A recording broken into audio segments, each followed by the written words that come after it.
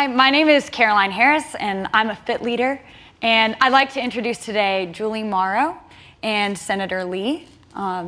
Julie Morrow is in charge of a school district, Rowan-Salisbury schools, and they are a Renewal school district. And Julie, could you tell us some about what that is and what that means, how that works?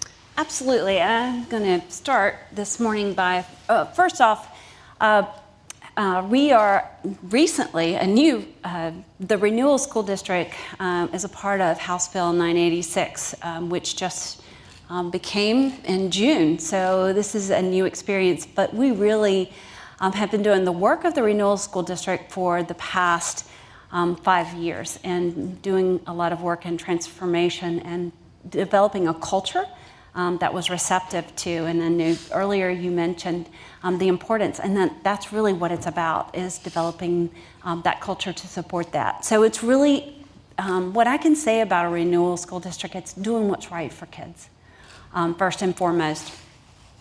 In Rowan-Salisbury, we have a vision, and earlier today, one of the speakers talked about that, does everybody in your district, can you go from one side of the district to the other and hear the same and understand what is the vision? And really in Rowan-Salisbury, we're about inspiring, innovating, and engaging, not just our children, but also all the professionals in our district. So that's a big piece of who we are. And here you can see, innovate, inspire, engage. And if you think about that, that's a critical piece. How many teachers can you say have been inspired in their roles today? How many students have been inspired? How many of our classified staff, our bus drivers, our teacher assistants, everybody in that organization has to be inspired, because if they're not inspired, they're not going to innovate, and they're not going to be engaged in their work.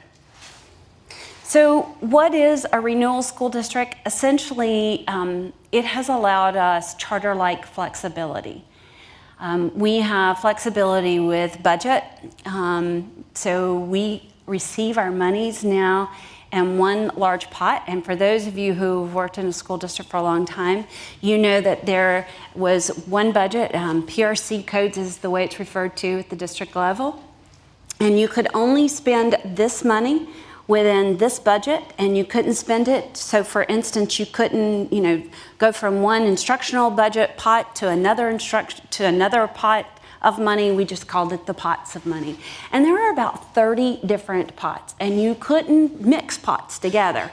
So essentially what's happened now is we have the flexibility to have, it's received in one lump sum from the state level, and we can use that money the way that we need to use that money to serve the needs of our children.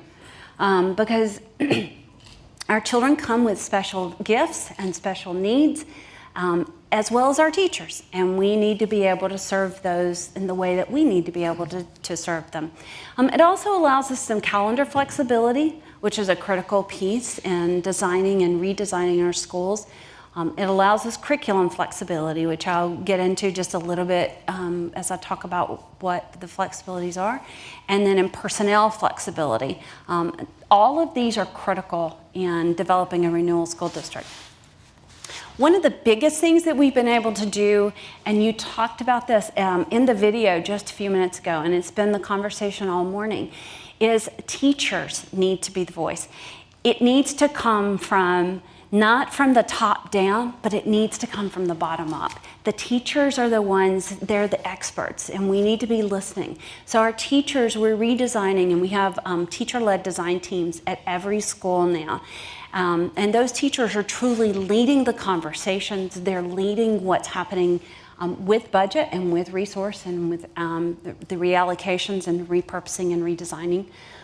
They're leading what's happening with our curriculum design. They're leading what's happening in their classrooms and developing experiences for our children. And they're creating these opportunities. We work with these teacher-led design teams. We had our first initial meeting in July, in August, right before school started. We have about 350 teacher leaders in our district right now, and each operate at the school level. with that, you can see here, this is kind of our model. We have reorganized our district level supports so that everything really falls into 3 categories. Teaching and learning, which is the largest bucket, and you can see it's at the top. And it's strategically placed there because that is the most critical piece. The 2 below, the resources and the infrastructure. Resources is interesting. It falls into we have, of course, our finance department's there, our human resource department is there, and also our legal counsel is there, student service support teams. So all of those are the resources. If you think about what supports our children, what supports our teachers, what supports our organization is found there in the resources. Our infrastructure deals with our buildings, our foods and nutrition, our transportation. Now, if you see that right in the middle is our teacher-led design teams, because they are at the heart. They're at the heart of everything that we do. And then around the edges, we have developed everything is into projects. So we have project management and then communication, which is a critical piece in transformation and creating the culture that can support this transformation. This is an interesting chart and it's a little bit messy because creating an organization and a culture that really will have sustainable transformation, it has to be a little messy, and you have to be willing to be messy. So what happens is our teacher-led design teams they develop the ideas and the experiences at the ground level, and it's sent to us for feedback, and then we push it back to them, and it's a back and forth. So you can see the errors. There are some things that we develop that are school-led, and then there are some things that are district-led. But both, either way, both have to have input from each other. So for right now, we're developing an accountability model. And that model, we push it down to teachers for feedback. They push it back up to us, and it's a constant back and forth. And then we push those ideas, of course, to the board, and the board pushes it back to us, and it's a constant push and pull. And then the implementation. We have to listen and learn from our experts, and our experts are our teachers, which is why we have created everything around the teacher-led design teams. They're our voice, and we have to listen to what they're saying. And it is a critical piece in the resource allocation because they are the ones that know what is it our children need, what is it that they need, whether it's materials for the classroom, professional development, but what is it that they need? We have to listen. This is an example of an accountability model, and I mentioned this just quickly. Right now, we've been operating under the direction of a compliance system, and it's been test-based. We are in the process of reconstructing and redesigning based on what our teachers are telling us. We are redesigning a system now that is based on engagement, and it's based on student benefit and community base. Now, what that means is that an example of that is we're letting our teachers, I've been in education for 29 years. I don't look like it because I started when I was 10, but that's okay. I've been in education for 29 years, and during that time, I've always been handed a set of standards and said, teach these. I've never been given the opportunity as an educator and as a teacher to say, are these the right standards? Is this what I need to be teaching for my children so that when they graduate, that it is relevant for their real world experiences? That's what we're doing for our teachers right now. We're giving them the opportunity and saying, what should we be teaching? What are the fundamental standards that our students need to be? And what does the accountability look like? How do we assess them? Not based on a test, but based on how do we determine what it is so that we know where they are and how we can support them. And our teachers are in the process of designing that. It is critical, and a part of the Renewal District means that we have to redesign and redefine the roles of a teacher. And we have to listen to, and part of that is some of the things that you've done, we're redefining our teachers. So some of our teachers now are teaching, they may be teaching 45 kids in a class, and then we're paying those teachers more and a significant amount more, and then they're also serving as coaches So it's, again, redefining those roles so that they can advance and have opportunities to advance and stay in the classroom. Really and truthfully, the ultimate reason for a renewal district is to create personalization. We believe in 4 components, and we call it very fondly in our district CCRP, which is collaborative, connected, relevant, and personalized learning. And that's learning for all. And if we truly create that collaborative, connected, and relevant, and personalized learning, then we can make it relevant for every person that we serve in our district. So I challenge you, why be ordinary when you can be extraordinary? And that's what we're trying to do in Rowan-Salisbury. And the Renewal District, being able to be named as a Renewal District has allowed us that flexibility to move forward with being extraordinary. And Senator Lee, can you clarify what was your role with this Renewal District and financial reform in North Carolina? Sure. Many of you know, first of all, how many of y'all think that's just awesome what they're doing, right? I mean, isn't that just amazing? So I know I was asked to come here to talk about the task force on school funding, but I'm gonna just talk about that for a second, then I'm gonna kind of make a little bit of a right turn. So right now I'm on a task force. My co-chair, Representative Horn, is here to essentially redo the funding formula in the state of North Carolina. The reason we're redoing it is because the current system isn't working. There are lots of other technical reasons why, but long and short of it, it's just not working. So we're looking at weighted student formula. We're looking at some other things of what they're doing around the country. That's what I was asked to talk about. So I did. Check the box. I met Dr. Moody with Rowan-Salisbury school system when I was at a visit out in Cupertino at Apple, and started speaking with her, and I was like, wow, this is amazing what y'all are doing. And they would get leadership training from business folks. They took a trip, I think it was to Texas. Yeah. Not to go to nothing wrong with going to an education conference, especially since I'm at one, but going to a business to learn other things outside of what you're doing every single day.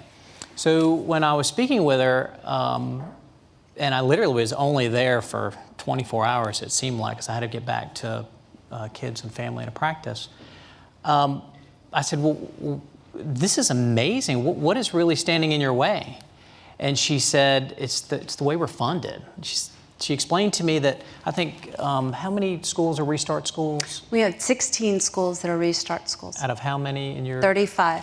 So a Restart school essentially has met certain reasons allow them to be what's called a Restart school, give them charter-like flexibility. And what Dr. Moody said was, I can do this for this principal, but I can't do it for this principal. I can give this principal more flexibility over their budget. They can actually develop a pro forma and a business plan, not just for what they need this year, but what they need for 5 years, so they can make investments along the way. And they have the opportunity to fail. So try something innovative, and if it fails, in the traditional setting, that can be kind of difficult. It can impact you in lots of different ways. So when I got back to Raleigh and I met with Representative Horn and we started working on these things, the concept of a Restart school district was the first thing we called it. And for some reason, somebody didn't like that. So we called it the Renewal School District. But essentially what we did in this funding formula is we said, okay, we know that Rowan-Salisbury schools has the leadership team in place, everything from the superintendent to all the way down the management team to their CFO, to really be able to educate us on how this should work. Most of you know, there's a lot of people that know me here, and you know I'm not an expert at almost anything. Don't tell my clients, I'm a lawyer. But I'm certainly not an education expert. So what I like to do is to meet with those who are the experts. And when they explain what they need, we try and lean on them and let them help guide us in what we're doing. On the task force, we've had committee meetings, and we've really been looking at a lot of different things all across the country. But one question I've always had, and it's really, it's an interesting question, and people look at me like I have 3 heads when I ask is, well, how much does it cost to educate a child in your district? Because different districts came to us. And they would always tell me how much they spent. And the reason they would tell me how much they spent is because we have a resource allocation method in North Carolina. as opposed to looking at it from the way you would look at it maybe in business. How much is it going to cost me to make this particular product? And then you can then kind of figure out, okay, let's talk about adequacy of funding. This is how much it costs me to make this product, and this is how much it would cost to make this much better product. In education, we need to look at, okay, how much does it cost to educate a child so that they can reach their potential? And it's different for different children. And in the Renewal School District, they've got the ability and the flexibility to be able to make those changes almost on the fly. Yes. Because of the flexibility that they have. So that's kind of, in a nutshell, I checked my box. We're doing the task force. We're working on a new funding model for the entire state. The Renewal School District is going to be very instructive for us because they were grandfathered in, hold harmless, whatever you want to call it, under the old model, and that's how they calculated the pot of money that went to the school system. But we're actually looking at them and their CFO, who used to be with a publicly traded company, to help us as we move forward in looking at other school districts. Rowan-Salisbury was kind of the perfect place to do this because the demographics of the school system almost mirror that of North Carolina. I think we have 75 counties or school districts in North Carolina that get low wealth funding. What were you saying to me earlier? We're 68% free and reduced, but primarily most of our children receive free lunch. It's probably higher than that. We have some students that, of course, don't apply. So we have a significant level of poverty in our district. And a lot of people think about, when you think about these new and innovative and creative things, a lot of times they happen in Mecklenburg or Wake or Guilford or New Hanover County. So this was a really perfect opportunity to kind of work with a school system that really kind of, in a lot of instances, mirrors that of the state of North Carolina. And Julie, it sounds like you've really prioritized teacher voice in this process. So, absolutely. So how has this Renewal School District, how has this worked to elevate and empower your teachers? Well, again, our teachers are designing the changes that we're making in our district. They are at the school levels and they're deciding, okay, here's the amount, this is the budget that we have, here's what we want to do. And let me just reiterate, we're not getting any additional money. We're doing all the changes that we are making, we're making within the monies that we're allocated right now. And we are a low wealth district, so we don't have a lot of money. But what this has allowed us to do is empower our teachers to say, but this is what we need. And we're listening to those voices. And how do we match what we need with what the teachers are saying that we need? And it's not we're confined by certain budgets or restrictions.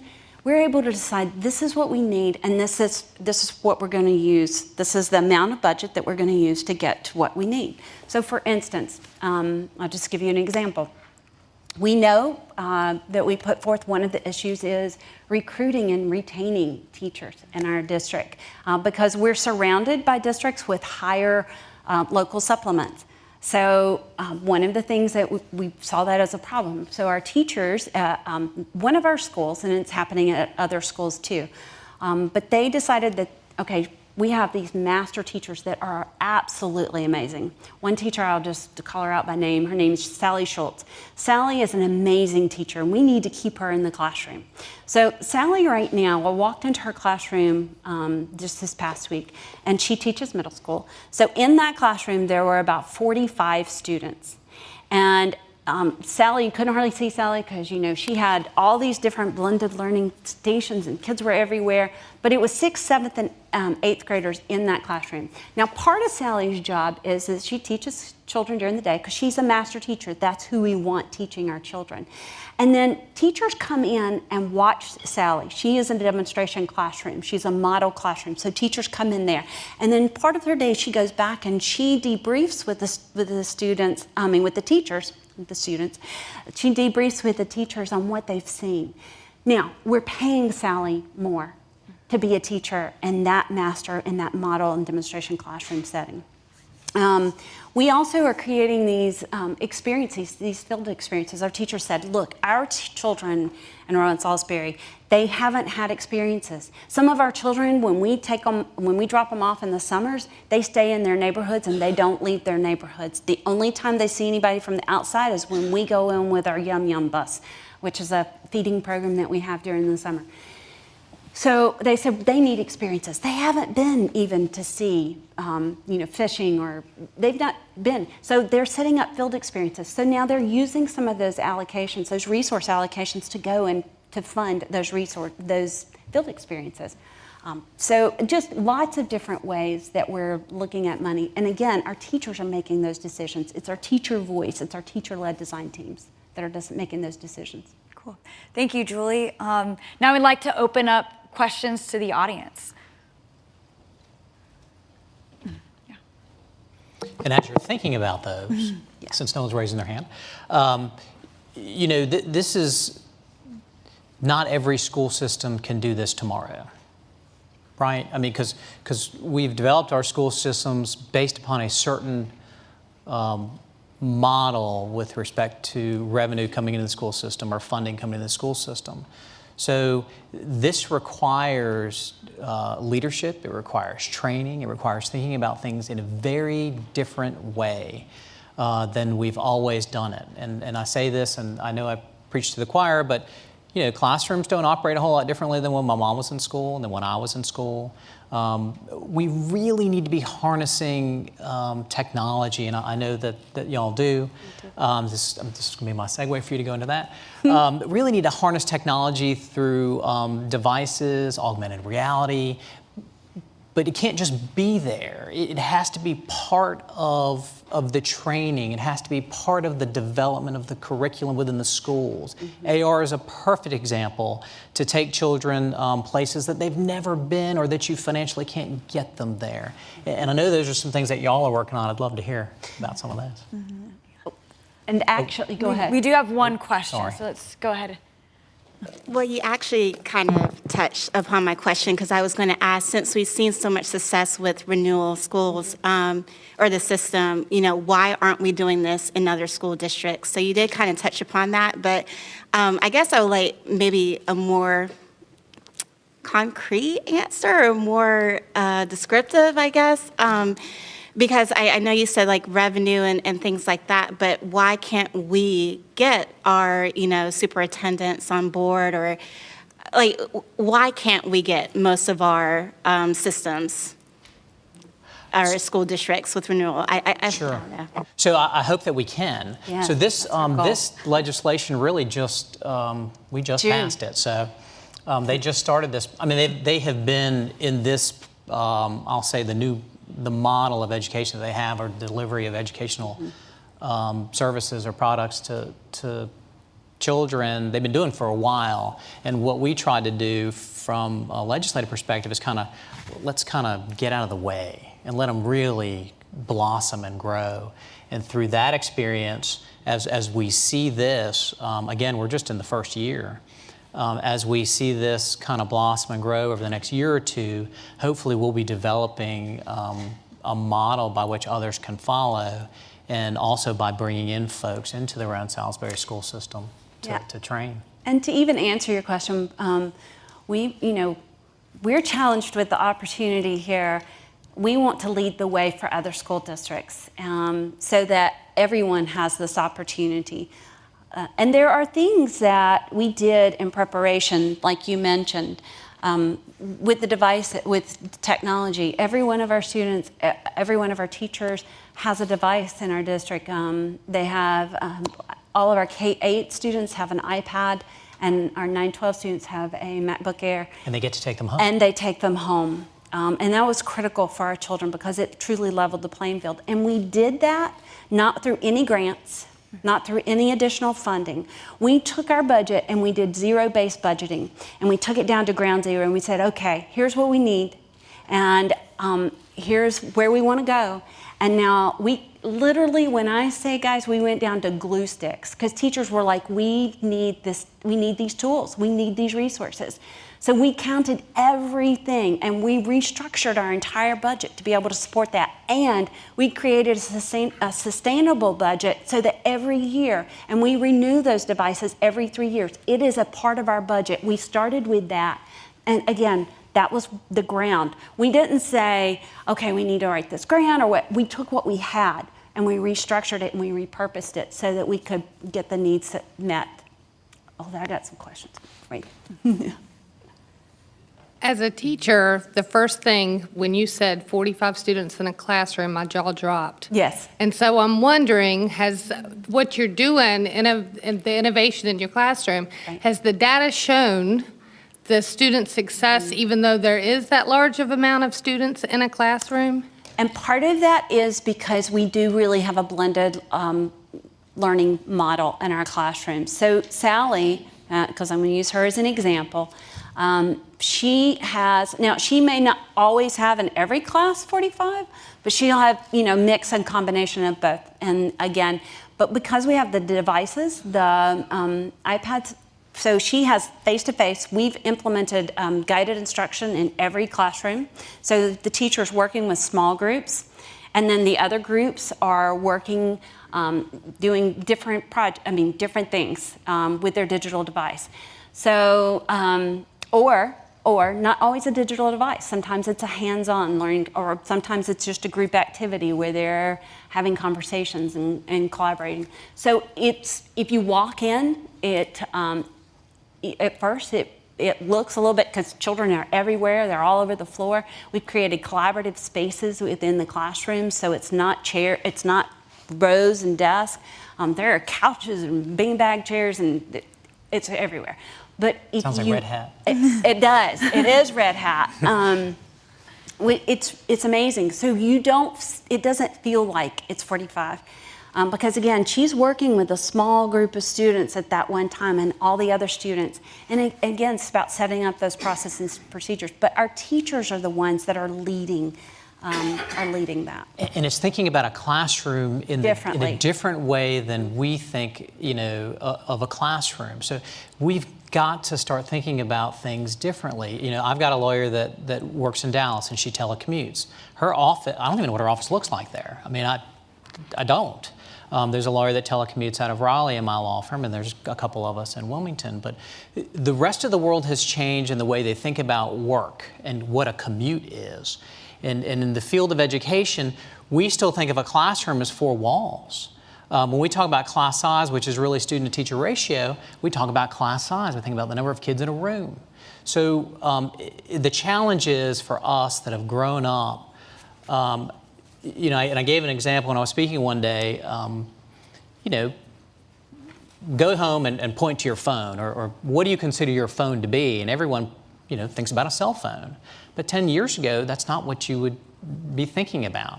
I watched Spider-Man with my 14-year-old, and it was weird to see a payphone, and it's not that old. So in any event, we've got to start really kind of changing the way we think as those who are kind of in the education world, so that we can help others, parents in particular. I'm a parent. I have 4 children, and I fall back into that same mindset a lot of times, and I've really got to kind of kick myself to get out of it. We do have one final question in the audience. Go ahead. Good afternoon. I had a question for Dr. Morrow, particularly about the digital devices that you say all your students are able to take home. What is the workaround for those families that don't have access to broadband? That is a great question. So we worked with our communities, our business communities, and we have hotspots set up all over the community. We worked with faith-based organizations. We worked with rec departments. We worked with municipalities. We worked with local business. We have an architect that has created free Wi-Fi around her business, and she actually opens up her business one night a week so that students can come in there and receive additional help. So there are hotspots, laundromats, the McDonald's, everywhere, and they have a little symbol on the outside that said that's just it shows Rowan RSS hotspot. And working that way, we also have sent home for some of our students a device that allows them access to free Wi-Fi. And then that was through a grant, but the majority of them use the hotspots around the community. And again, it was really involving our community and saying, look, we need your help. And we need to provide internet access for our students at home. So, Can I just give one more example? Absolutely. I'm going to ask her. I know I'm going to get in trouble. Won't be the first time. So can you explain kind of, we use this flexibility and maybe moving a teaching role from a PE instructor maybe to a yes. core curriculum so you can have an extra core teacher and what you did with PE? So one of the things that we've done, and this is just an example, we had a position that was open, some of our exploratory positions, and our schools decided they wanted their students to have the experience of karate. So we hired a local company, and they come in and they teach karate, and we also teach mindfulness, and we teach other things. And then we've used that position because it didn't cost as much to bring in consultants or to work with contract services with other businesses. And so they're receiving actually more physical activity, because one of the things that we heard from some of the data that we collected at our schools, we do a process called grand rounding. And the students said, we want more activity, we want more movement. And so we've worked with different organizations. And then we've used that position to hire additional, teaching positions or different resources for the students. It just depends on what the needs are. So, but again, just thinking about the monies that were allocated, completely different because we have all that flexibility. We could do this all day. Yeah, we could. Well, Senator Lee and Dr. Morrow, thank you so much.